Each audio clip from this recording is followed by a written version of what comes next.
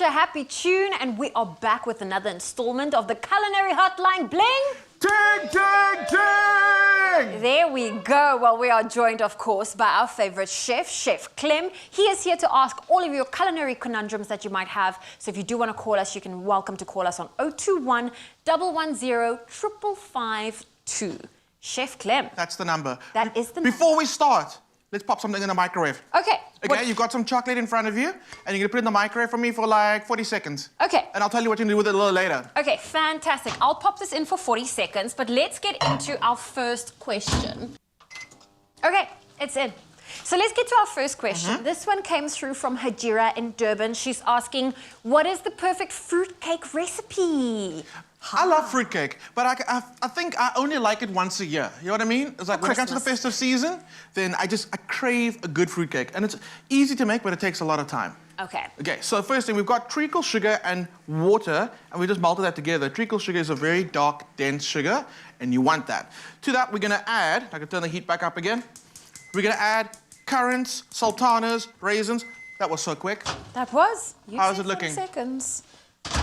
Has it melted a little bit? A little bit. So we're gonna get some extra tips in here. So when you're melting chocolate, you can melt chocolate over a pot of simmering water, but I think it's easier just to do it in the microwave. So what Zoe's doing now is you put it in for like 40 seconds, take it out, give it a stir, put it back into the microwave again, and you're gonna keep on doing that until you get a nice, smooth, velvety. You can put it in for like, let's go for... Let's do 30 seconds at a time. That's absolutely fine. Okay, so... Because I always feel like haste creates waste, so whenever I try and rush something, it turns out to be a disaster in the kitchen. I get you. Okay, so like I said, currants, sultanas, raisins going into that treacle sugar mixture. To that, we are gonna add some dates. Oh. You can chop up the dates if you want. You can keep them whole as well. Are we gonna go for the whole one? Let's go whole. So when you slice into it, you'll cut through it, you get a nice chunk of dates. That's going in there. Then, you can't have a Christmas cake without having some citrus of some kind. So you can either do freshly zested or candied citrus. Okay. Tell me, can you make a fruitcake without the alcohol?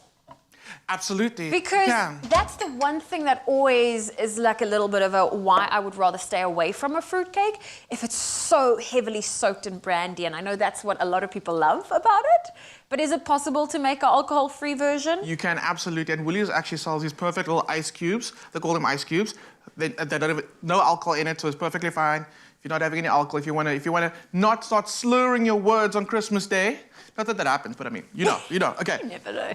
So then this all gets mixed up together, and you want to give the fruit a chance to kind of plump up in that sugar mixture, and it's smelling like Christmas already. Okay. Yeah.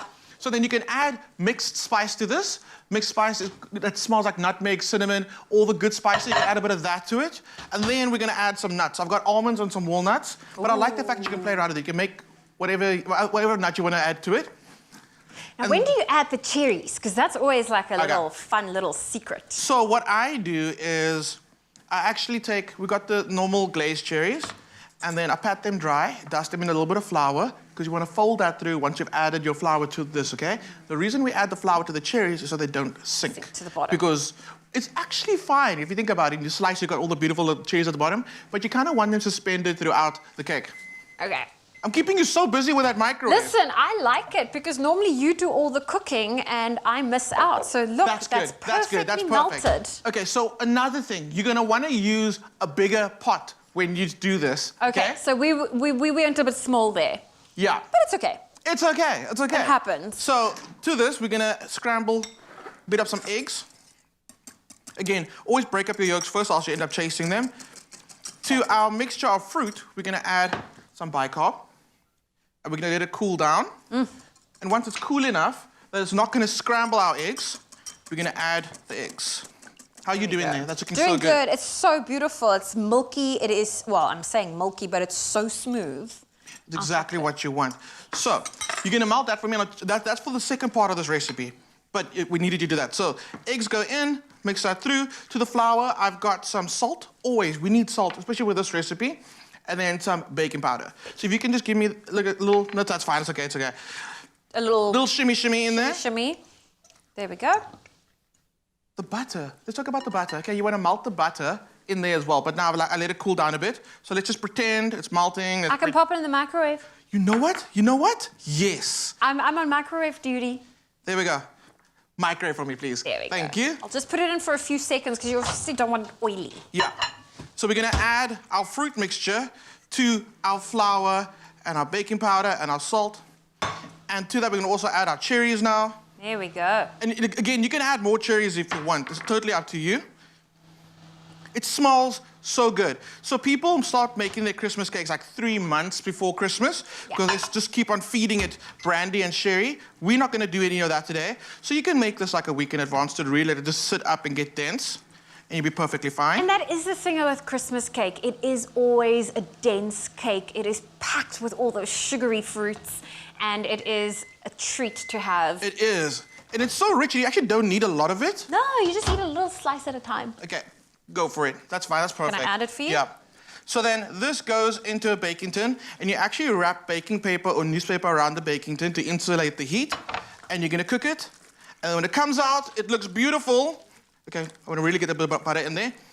It comes out looking beautiful, just like this. Ah. And that's it. That's like the essence of Christmas for me. It is so delicious and so, it's like fudgy, sticky, fruity, all of it, all at once. All amazing. So how long would that last you if you're not going the brandy route by pouring the alcohol over? I swear this, I've got Christmas cake from last year.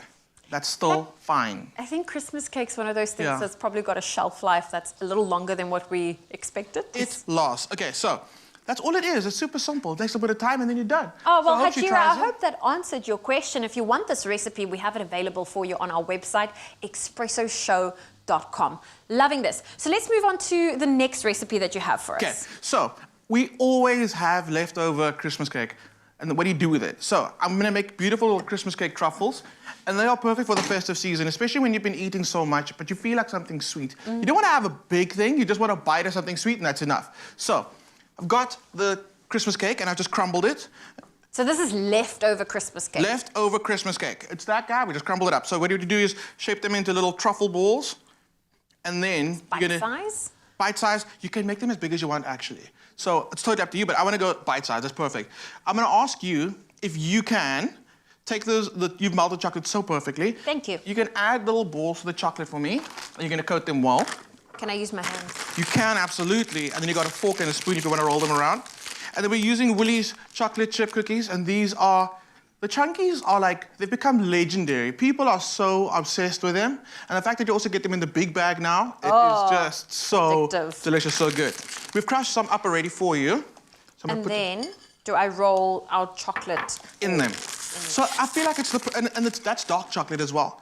So you've got that slight bitterness, the fruitiness on the inside, and then you've got the crunch and the chocolatiness on the outside. It is such an easy recipe, but it never fails. And they make amazing gifts as well, which I think is amazing. This is a good gift, especially if you love also like making those homemade gifts for Christmas, especially if you maybe for the kids' teachers or your neighbors, or I love a homemade gift. I think there's nothing more personal than that. I think so. And it also shows that you put time and effort into it, so it's easy to buy a gift, but like to make something is very special. These are delicious. And they'll set up in the fridge, and they will last a very, very long time. Look at that fun twist to a leftover piece of fruitcake. What do you think? It's so simple. Actually, I spoke to Jenny Morris a little earlier, and she said what she does is she crumbles the leftover Christmas cake, and she puts it in spring roll pastry, and she deep fries it, and she serves it with a brandy custard. So you dunk this Christmas cake spring roll in there, take a bite. Jenny! Oh. That is super decadent and so amazing. Okay, well, we need to make that on the show now that you've suggested it. Chef Clem, thank you so much for joining us today for the Culinary Hotline. Bling! Ting, ting, ting! Where was everybody? That's okay, it's okay. Well, that is unfortunately all the time we have for the Culinary Hotline today. But do you have any culinary conundrums or you want to share your kitchen fails? Please do let us know. You're welcome to call us right now on 021 110 5552. And if you want to get your hands on the recipes that Chef Clem just did, I like that. It is available at expressoshow.com. Ooh, Shem.